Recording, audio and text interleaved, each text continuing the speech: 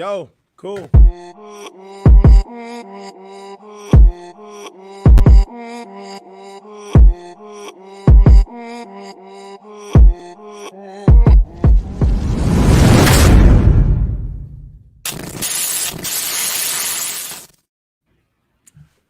Hey, Vested, we're back. Vested community, we love you. Coach D, what's up, bro? Good evening, everybody. How are you, Jei'mar? It's about that time, man. It's about that time. Man, hey, we're rocking and rolling here. You know, this is September 3rd, 2020. Welcome to Vested, Inspire, Create, Empower. Coach D, man, I love it because you were about to fly the jet for all of us, man. What are Yes, we, sir. what are we embarking on for this series? What are we calling this one? Well, listen, this three-part series, we're going to work on what I like to call my map, which is my approach towards dealing with stuff and things like that. And what I mean by stuff and things like that is as you move through life, you get to learn your lessons through good things that happen and through other things that happen. And obviously we desire good things to happen, but sometimes other things happen. And as we know that during this COVID reflection, Boom. we have an opportunity to learn a different side of ourselves. And Jei'mar, we've both committed to ourselves that we're not going to get on this show with inspiring and creating and empowering and try to poo-poo it with nonsense about what's going on in the world. We're on the opposite end. But I thought we could use this to kind of explore a concept that's a little bit difficult to understand in a time like this. So Right. I want to get into mindfulness a little bit. And look, Jei'mar, I wrote a blog, and there was a 4-part series, and then I'm going to write 2 more.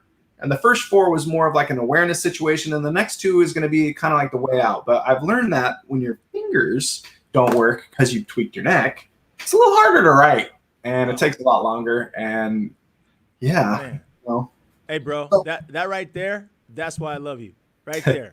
That is why I love you, right? Because you think about it as in the mindset that you need to have to embark on whatever journey you want to embark on. So I love the fact that you came and created the map. But how, Coach D, how did you come up with the whole concept of, boom, the map, mindfulness, awareness, and purpose? Like, how did you come to that revelation? it's a perspective situation. At one point, I did so much suffering that it was almost like I ran out of tears to cry. And it wasn't about the tears running down my face. It was about the feeling that I had on the inside of devastation of my life being over. So I've learned to look at something like even the word devastation. We were having our pre-production meeting, and I was like, I just don't like this word. I don't like it. So I just got knocked down. Life got difficult. Things overwhelmed me, and it was so far outside of my control that my past experiences had no solution for what it is that I was going through. So it wasn't exactly the easiest thing to deal with, but what I did through this is I earned a skill set that now I can share. For the longest time when I was suffering and I didn't see my life purposefully because there was all this noise around me in my head or whatever, expectation and this and that, it was really tough to be mindful because a lot of the times when I started to focus on my thoughts, I definitely didn't like what was going on in my head. So it was difficult to understand a concept that was so scary.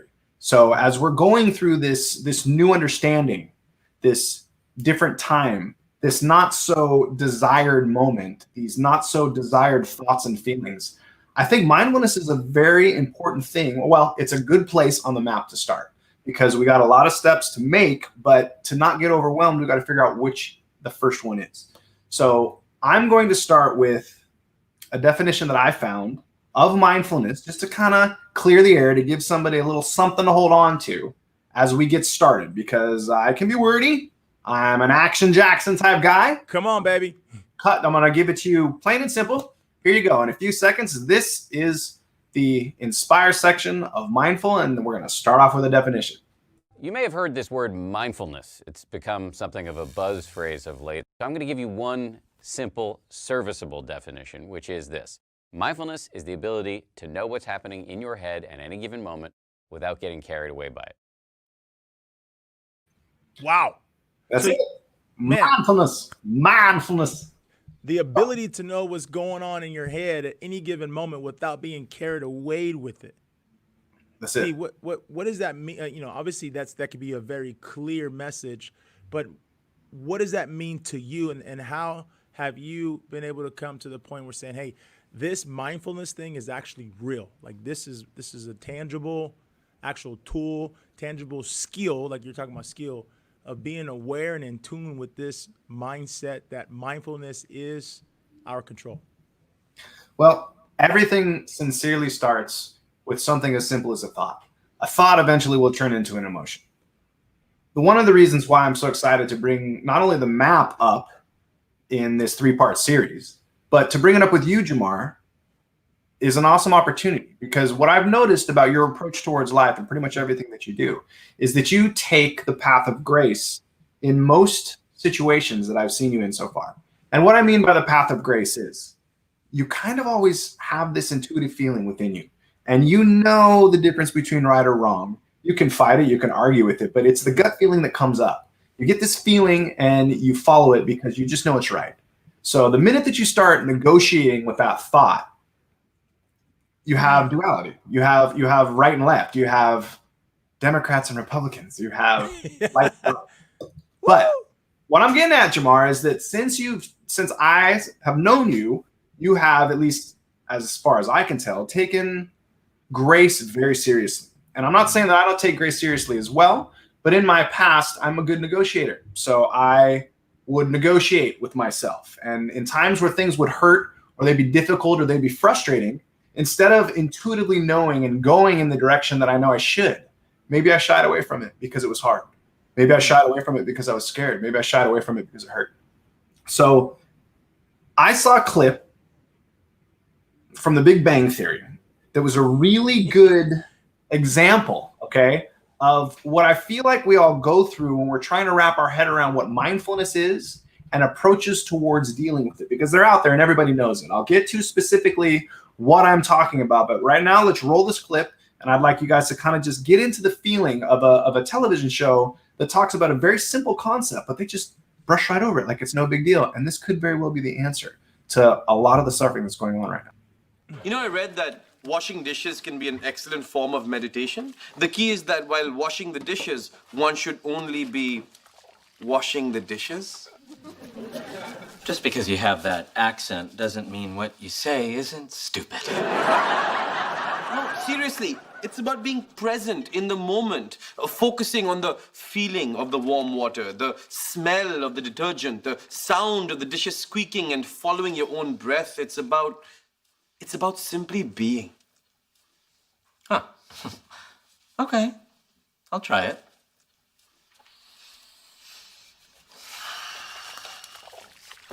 I need 3 people out front. I'll do it. I'm here. No fair! I was meditating! So I think every one of us has turned on the television and seen a little commercial or a little section about meditation and why it's good to be mindful. Maybe we've had a self-help book that we've read, or somebody's given us something, a piece of advice, and it sounds great. In concept, we know that there's truth there, because when we look at it, we're like, you know what, man? Yeah, I think I probably should take some time for myself, and it's important that I do that. And then, bam, right back to life, right back to all the complications. So we got into grace versus karma, Jei'mar, and I said earlier that I thought that I was impressed with how you would choose grace. And so from the mindfulness perspective, I think it would add a lot of value right now if you could inspire people with your understanding of mindfulness and how you use grace in your life to unfold all the things that you know you're here to accomplish. Man, when you're talking about mindfulness, and like that was such a clear message. Like you said, they brushed over. Yeah, it was a humorous, comical script at that moment. But when he's saying when one should be washing the dishes, one should be washing the dishes, and being alert and being present and totally being in the moment. I think that where we're at, especially in this world right now, Coach D, that people right now, if someone didn't work on their capacity and their bandwidth and their ability to focus prior to COVID reflection, This is not the training ground to learn about capacity, bandwidth, and mindfulness, understanding how to be present and focused. Because man, there's so many moving pieces right now. So many things are out of our control. There's only two things that we can control. That's our action, our attitude, and our activity, our action. So our attitude and our activity, our action. And so when we're mindful, when we're being present, to me, what it means is being in the moment. You know, I truly believe that being totally present, and whether you're totally present and quiet, totally present and just enjoying peaceful state, or totally present and engaged in the moment. And with the grace component, Coach G, I mean, man, the grace, I think it's hard for people who don't understand grace. It's even harder. You know, with the thing about grace is remember, we always talk about this, we're perfectly imperfect. Every single person, every single one of us, we fall short to glory. Every single one of us has challenges. Every single one of us has limiting beliefs, limitations, mindset, blocks, like things, quirky things about us. And so if we don't understand that grace, that we're perfect the way we are, that we need to give self grace and give other people grace, then it can be a mindfulness state of condemnation, of guilt, of shame, of man, regret, defeat. Oh man, compound darkness. All right, Jei'mar. So you know well and clear that I work on. That's my opinion, though, Coach D. No, listen, your opinion comes with a lot of value, because it doesn't necessarily, like, as grace is, it has this way of flowing. And I truly have always valued people that can add that to the way they execute their life. And the reason that I value it is because I'm a Barney, man. Like, I wish I could add grace to everything that I did, but like, that some of the stuff, some of the temptations, some of the things that I might have wanted, I didn't want to wait so long. And maybe I wanted to do it now as opposed to later. And I didn't want to put in as much hard work as I knew that I probably should have. But I was good enough at the hustle to be able to get away with most of it without anybody ever knowing. And what I'm trying to poke at is that in a lot of ways, when this whole situation happened with my injury, I was overwhelmed with thoughts and emotions that I didn't understand. I didn't know how to deal with it. It was so big. It was so strong. It was so overwhelming that nothing that I had experienced, no book I read, no experience I had, no movie that I'd watched came anywhere close to what it is that I was dealing with. I had all these chaotic thoughts in my head that were just nuts. So as much as I tried to move forward with as much grace as possible, and most of the people that supported me would say that I did a pretty darn good job, there were certain small things that I made decision-wise. And I say small things, but what I'm getting at is that there were intuitions that I knew about, and they came in the form of struggle or sting.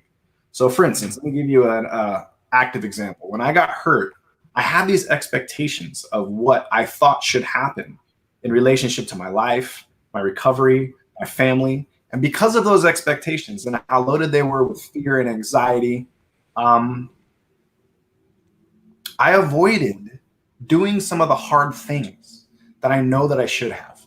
In order to build relationships and maintain relationships, you have to be willing to go the distance. Sometimes they're going to be great, and sometimes they're going to be challenging and they're going to be difficult. Now, when we have a scenario like the COVID reflection going on, and there's so much going on outside of our control, like you said, Jei'mar, if you hadn't put in the work when it comes to faith before this had happened, you're trying to develop it now, man. It's tough. Because boot camp. I mean, for real. Because listen, Jei'mar, I put in the mental time for mindfulness. I did the meditation. I read the books. I really went through the process of taking care of myself.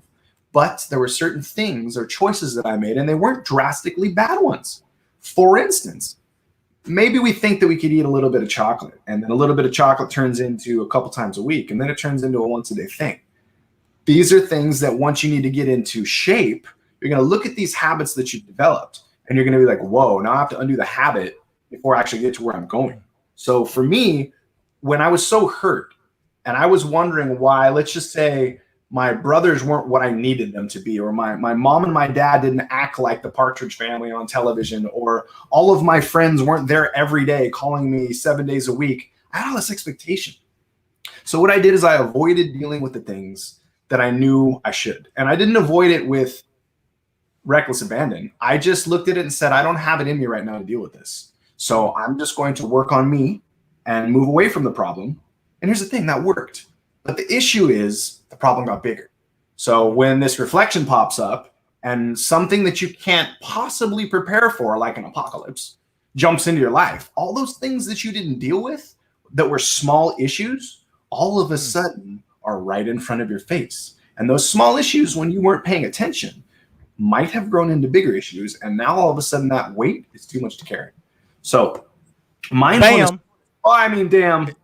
Yeah, it's called a bam. What you just said is a bam. For real. And listen, this is what I've learned, that there's just two sides to every coin. And when you think that you got this and you think that you could just flip the coin and do it later, most of the time you can get away with it. But every once in a while, man, that other side of the coin is going to come up. Jei'mar, give me an example of how okay, so the other side of the coin comes up. I'm telling you karma-wise, like for instance, in my relationships, I didn't go and I deal with a tough thing. So I wasn't there to be able to do it together with people on both sides. So that's a karma choice, in my opinion. It wasn't necessarily that I did something wrong, but I didn't necessarily do the right thing because of the consequence. And the consequence just meant that it was going to be hard.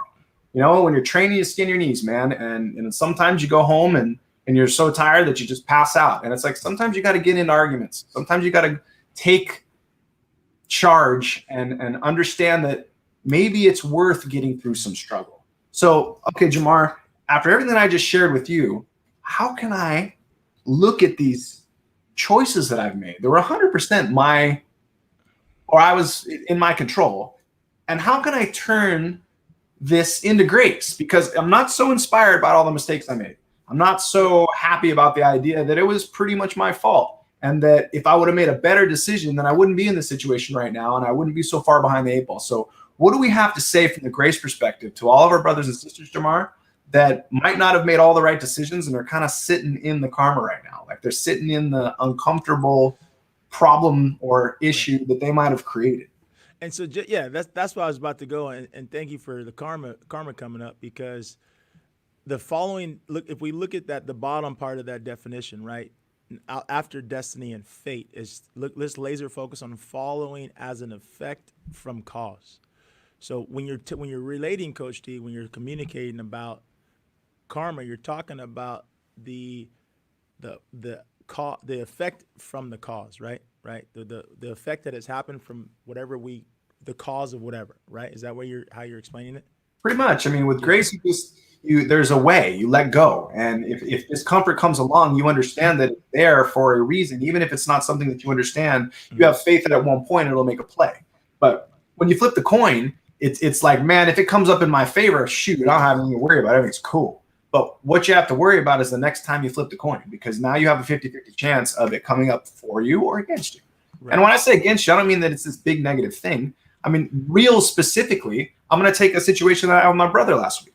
For whatever reason, the last 17 years when I broke my neck, it was just an emotional situation that was too volatile for us to be able to fix whatever was wrong between us. Mm-hmm. And what it came down to is after 17 years, I just loved my brother and I missed him and I wanted him back in my life. So instead of this being some big blowout where we sit there and talk everything out, I call, we had a meeting and he came over and I looked at him and I told him that I loved him and that I need him in my life. And I accepted the idea that even though there are two sides to every story, that I wasn't there the way that I would have liked to be as an older brother for him, because I was too afraid of what might happen. I was too afraid of the fact that it hurt so bad that I didn't know if we'd be able to fix it. But if I would have just gone into it, even in a volatile situation, and did what I had to do to let him know that I loved him, and maybe we tussled it out, it could have worked out.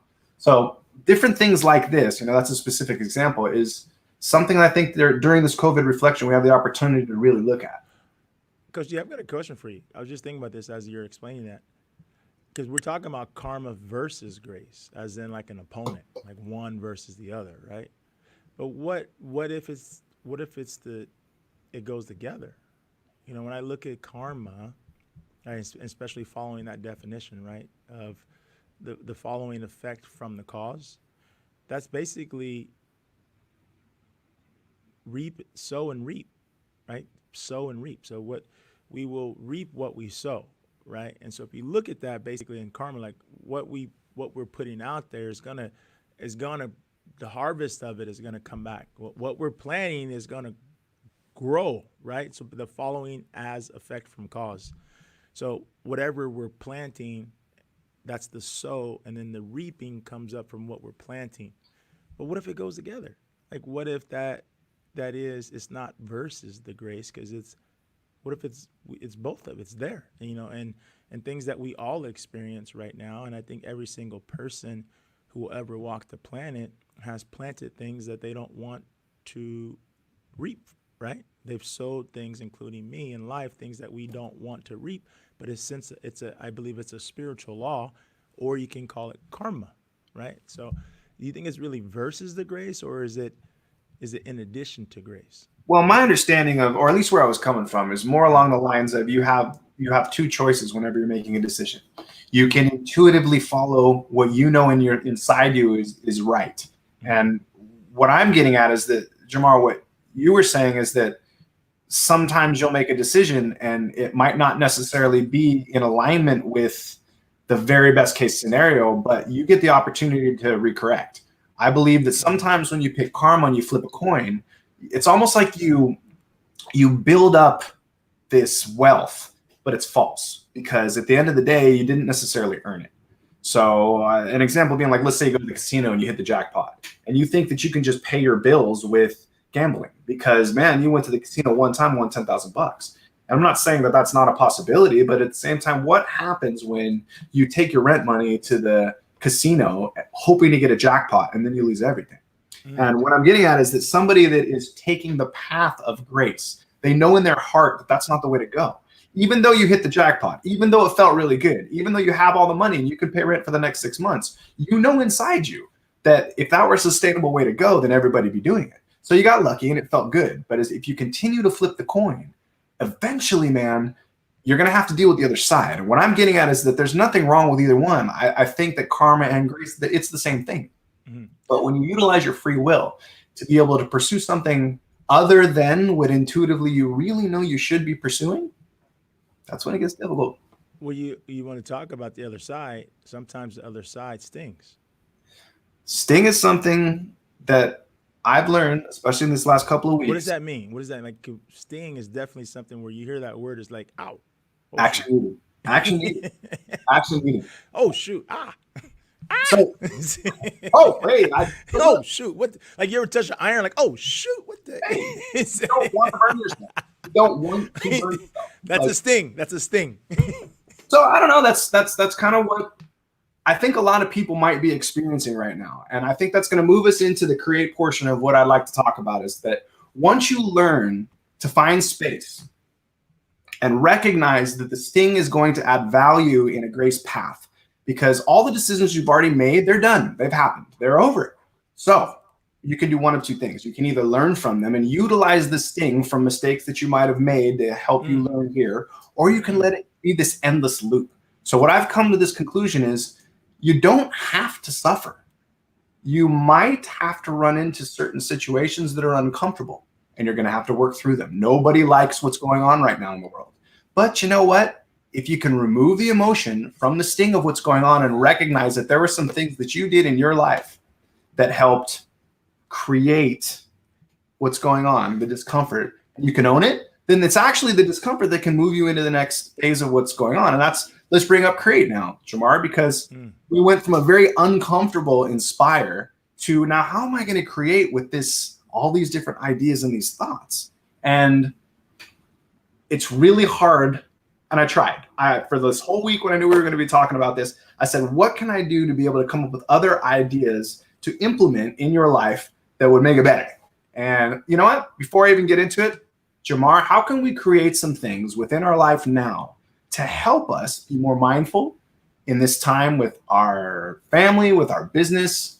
Come at me with some grace, Jei'mar. Man, well, we were talking about the land of strategic opportunities right now, right? We're talking about the land of collaboration. We're talking about unlimited opportunities are right there. Just like we were just talking about last week or so, versus crisis and opportunity. Man, we're in the land of opportunity right now. You know, how can we look at what can we access right now? How can we explore more opportunities? And it doesn't matter what it is, we're going to have to pay to be a part of the game. We're going to have to invest some time, some effort, some energy into taking action and exploring those opportunities. Coach, what do you see? How do you see this right now in the current climate of what are different goals that we can embark on right now? Or how do you look at the world right now of opportunity? Okay, you said we got to pay to play, and I really dig that, because I think if you were to isolate every situation that you're in and understand what the currency that you needed to pay with is, it's going to be different everywhere. It's going to be different in relationships, interpersonal. It's going to be different than in business relationships. For me, specifically, as I'm trying to grow and utilize this map to better myself so that I can share with people better and basically offer value with the suffering that I've dealt with up to this point, paying to play for me is being honest with myself, being able to look at the discomfort and being able to say, okay, this sting, the reason this hurts, it doesn't hurt anyone else around me. No one else feels this emotion the way that I feel it. Other people might hurt, but they hurt in their own ways for their own reasons. So my sting says something about me because I want to be happy. I want to be positive. I want to enjoy life. And this sting seems like it's the opposite. So the only thing that I've found that the past really plays in the present or in the future is if you can take that sting and be honest with yourself. To realize that in every relationship, whether it's interpersonal or business or what have you, that there's two parties at least. And that means there's two personalities, 2 points of view, 2 perspectives. So what we can kind of aim to do is try to understand how we can affect ourselves in a way that can better our end of the relationship. And this brings me to meditation. For me, what I've found is that when you have this pool of past experiences, ideas, thoughts, programming, whatever, and you've come to a fork in the road and you need to solve a problem, a lot of times the answer is not going to come from the pit of experiences that you've already accumulated. So it's important that we reach out and grab something that we have faith in, that we know that if we implement this in our life, that as it starts to circulate within us, it'll feel good and we'll want to do more of it. And as we start to feel good and we want to do more of this good thing that we put into our life, it's going to start making our whole life better. So Jei'mar, I'm gonna just loft this one right at you, hit the ball out of the park. What is something that somebody that has grace can stick in their life right away where they can feel good and have it circulate and make them feel better the more that they give into it? Oh man, when you're looking at the world we're in today, when you're looking at human nature, once again, there's so many external forces, things that we can't control, right? And if we think that we control things, that is the beginning of the end. And the more we try to control, the more we try to plan, and no pun intended, the more we try to map out our life, right? Yeah, we can make a goal, but when we realize, if you're looking at it from the grace component, that there's a greater force that is always working, in my opinion, my core belief, always working things for our greater good, despite the sight and the circumstance and the challenge, then it makes that journey totally different. See, if someone is on the journey, right, and we're talking about they're solo, they're a lone wolf, it's all about how are they going to make it happen, right? Their resources, their power, their intellect, their wisdom, their understanding, we're very limited in the natural. And so when people are at that juncture and they don't understand that we have this supernatural support system, and we try to go on this journey on our own, it could be a very, very long and exhausting and dreading and a journey that there's a lot of things on the way. Doesn't mean that just because you understand grace that you're not exposed to the stings, but it's just a totally different experience when you know that the sting has a purpose. Absolutely. So for me, okay, the second step in the map, and next week we'll talk about it, is awareness. Mm-hmm. But before awareness, you have to be mindful, because there's this passion wheel, and that's what I call it, the passion wheel. Your thoughts go from your head to your heart to your belly where you can start this fire, right? Come on. But if you don't have the right thoughts, you're going to really struggle to be able to create the right emotions. So this awareness that you can generate with mindfulness by isolating the thoughts that you want to pursue, by figuring out what's inside of you that is good and worthy of pursuing. It comes from here, man. It comes from inside of you. There's obviously a much deeper and in-depth version that we could go into about what's inside of you, but that's for a whole nother podcast.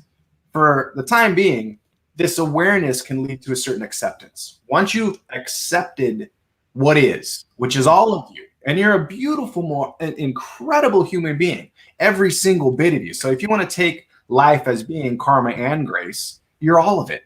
You've had grace moments, you've had karma moments, but you've got this brilliance inside you.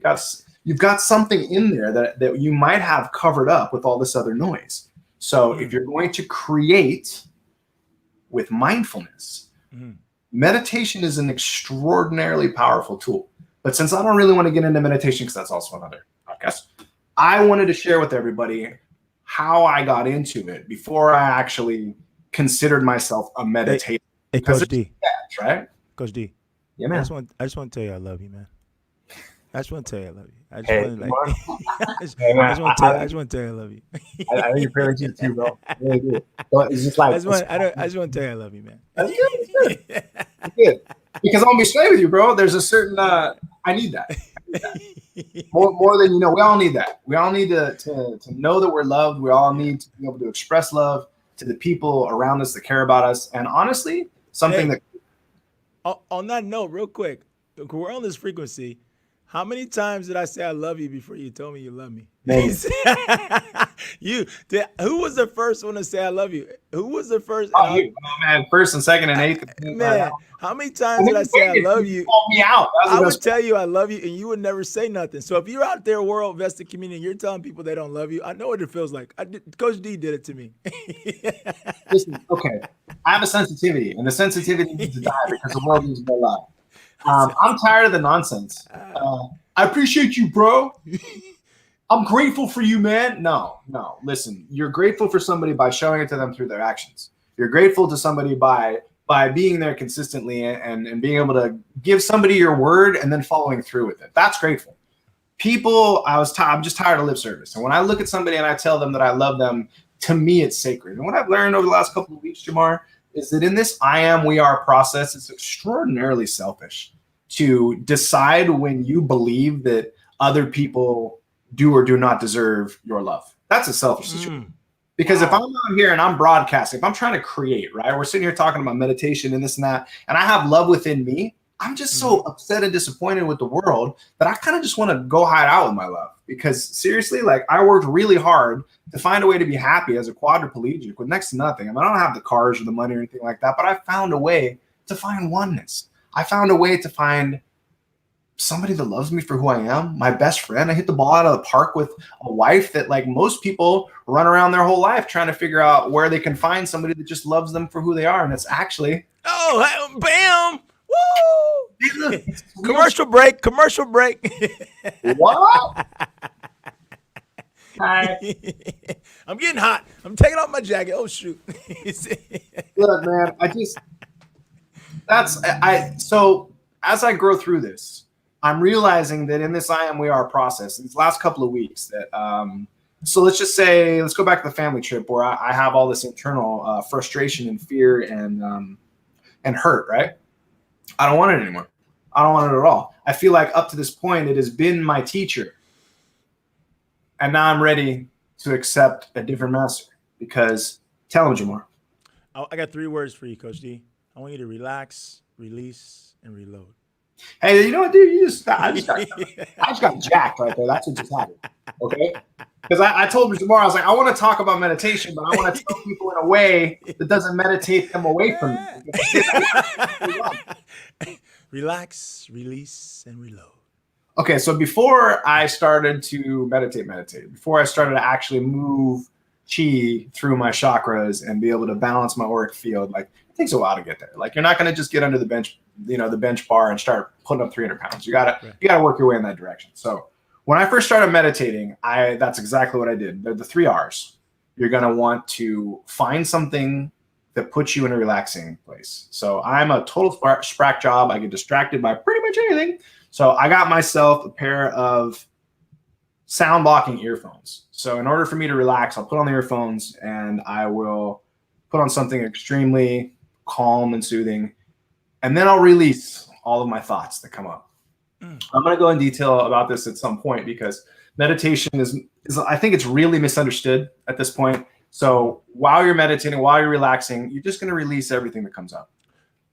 And then after that happens, you're going to reload your brain with thoughts worth pursuing, ideas worth pursuing.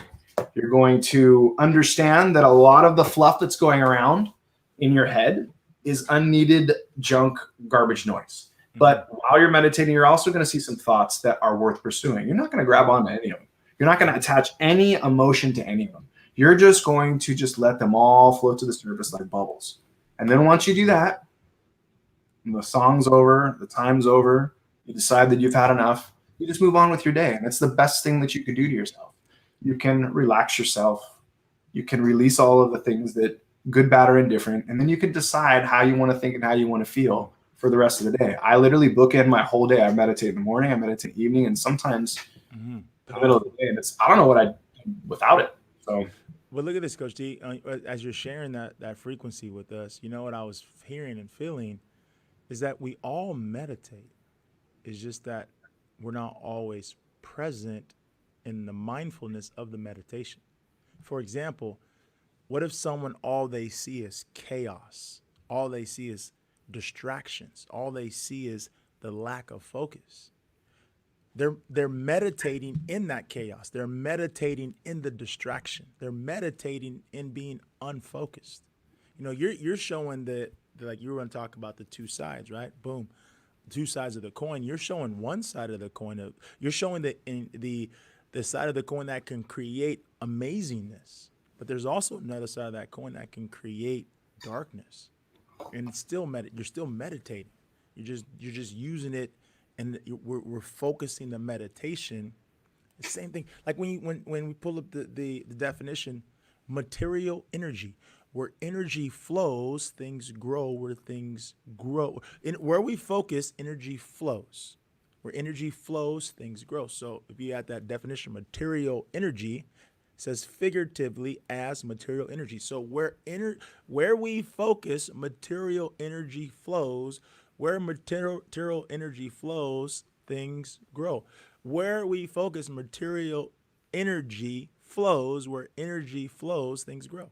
So you're just choosing to focus on the right side of the meditation, using meditation to focus in the right area versus using meditation to focus in the chaos, the fear, the lack, the doubt, the uncertainty, all of the unknown variables, everything we can't control, chaos, and more chaos. So people out there, hey, if you're out there, invested community, and you're meditating in chaos, we want you to stop. Be mindful, shift your focus, listen to what Coach D is talking about, relax, release, and reload. hey, listen, man, this leads us into the final section of our show.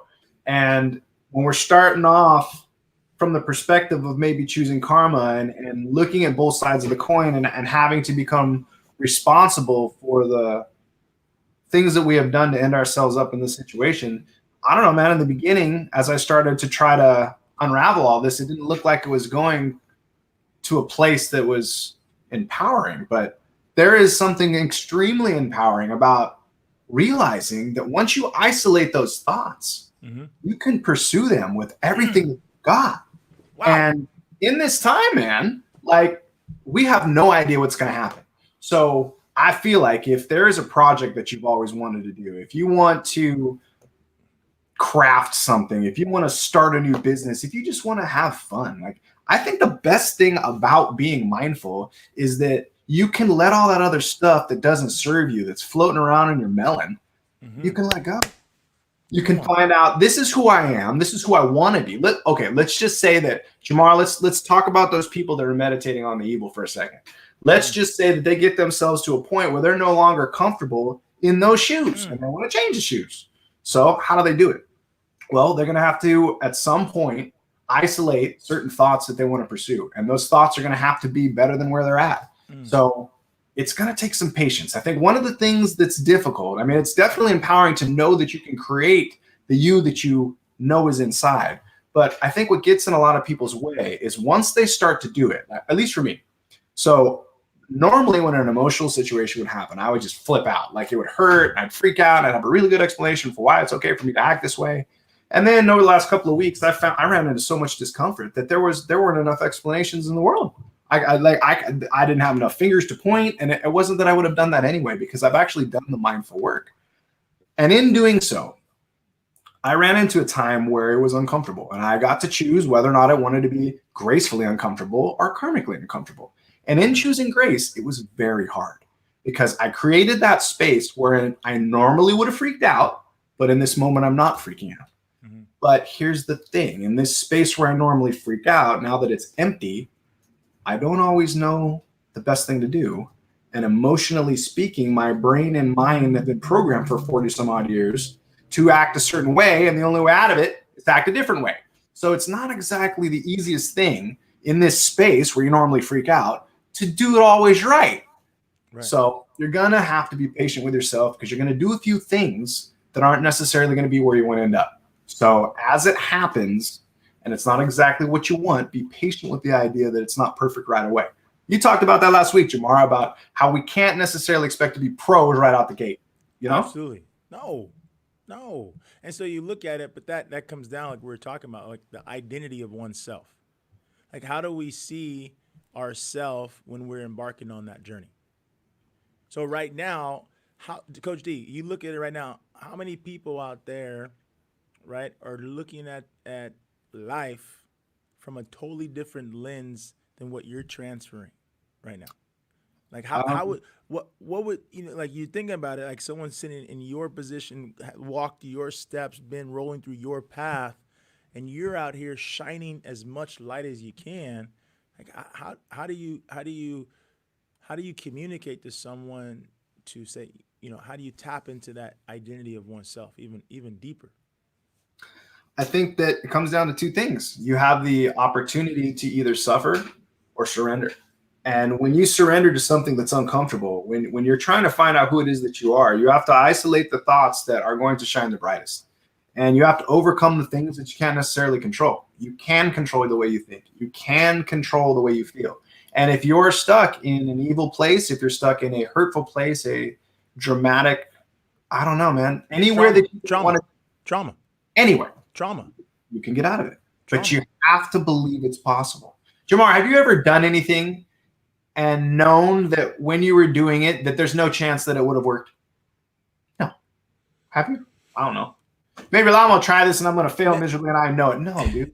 No, because I'm believing that. I'm believing for victory. I'm believing for the best. I'm believing that things are going to work out. I'm believing I'm going to win. Like that's just what I'm believing for now. Does that mean that it happens? No. Does that mean that I'm not going to fall short or I don't have set or course correct or redirect?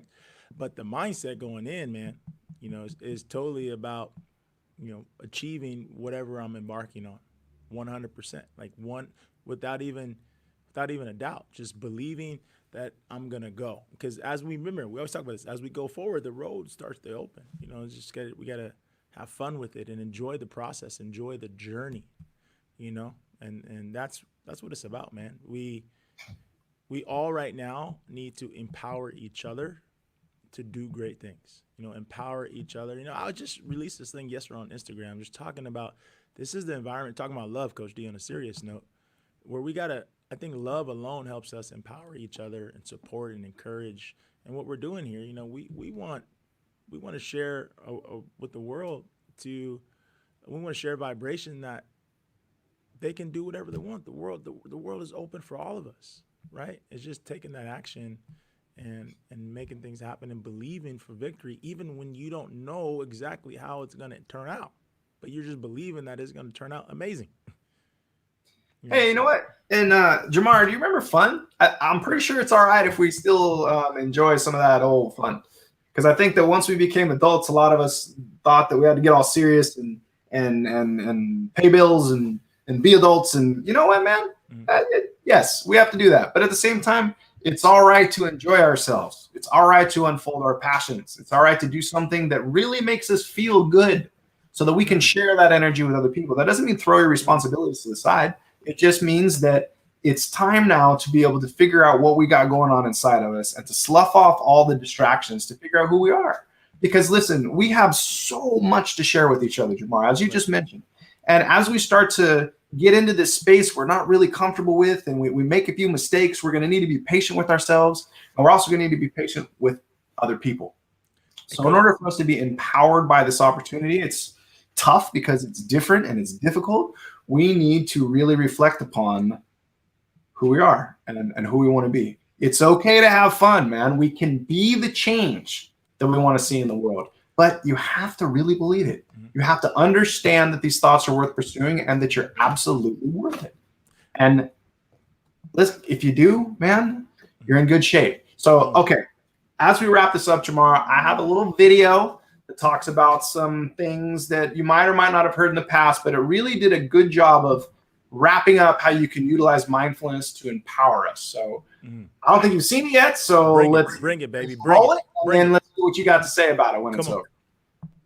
There's a story, usually attributed to the Native American tradition, which illuminates different ways of paying attention. An elder, talking to a child, says, "I have two wolves fighting in my heart. One wolf is fearful, vengeful, envious, resentful, and deceitful.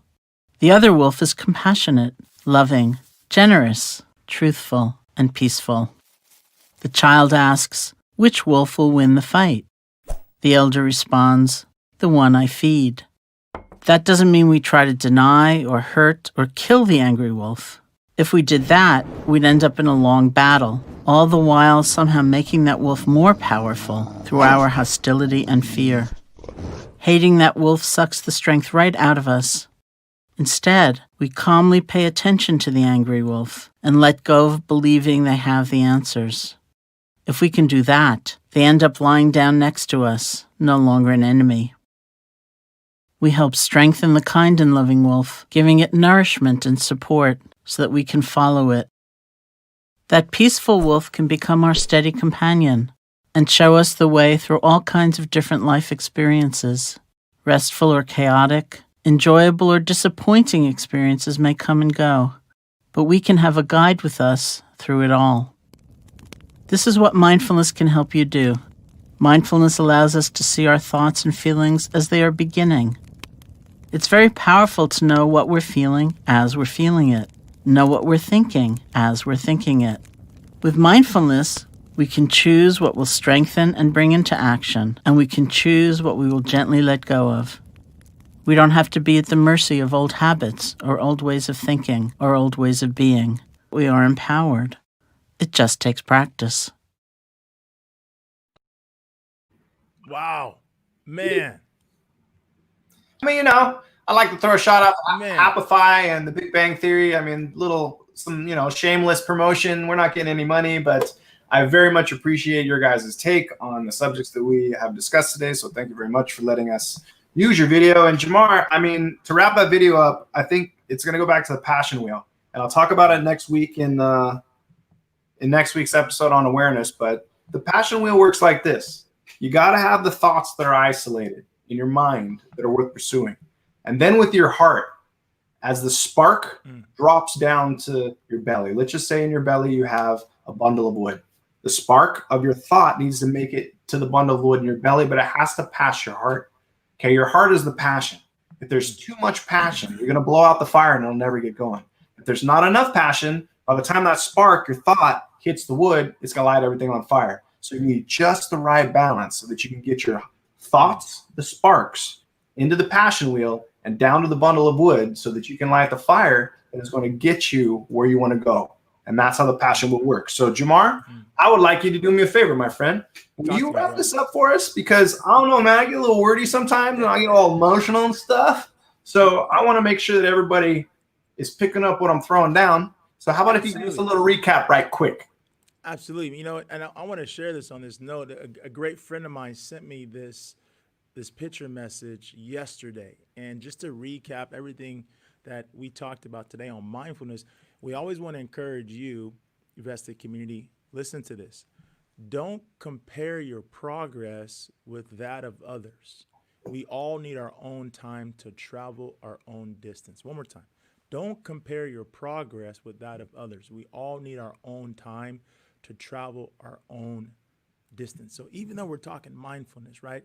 We all have our own time and our own journey of this process. And so, Coach D, man, I'm so grateful that you're bringing this to the surface and we're able to dissect this. And Vested, we're also talking about moving forward, letting us know how we have helped inspire you, how we have helped you to create something and empower you to take action. We've been hearing testimonies of people saying, hey, you guys are doing this. I want to do that. So we're going to start keeping track of that. So anyone out there, if there's anything that has caught if you've taken anything of value and started to implement, take action on anything, we want to hear about it because we want to highlight you in the future. And it's just going to be amazing when we look back of all the different people who has shared about how what we have done is help them do things to help other people. And Coach D, I'm looking forward to next week on awareness and as we can continue the journey through the MAP, our 3-part series. And brother, I want to tell you, I love you, bro.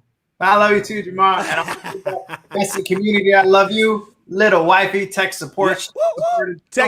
Tech team coming in. Oh, y'all. Yeah. Hey, we love you. Boom. Well, I mean, the question I am. Are you? Are you Are you vested? vested?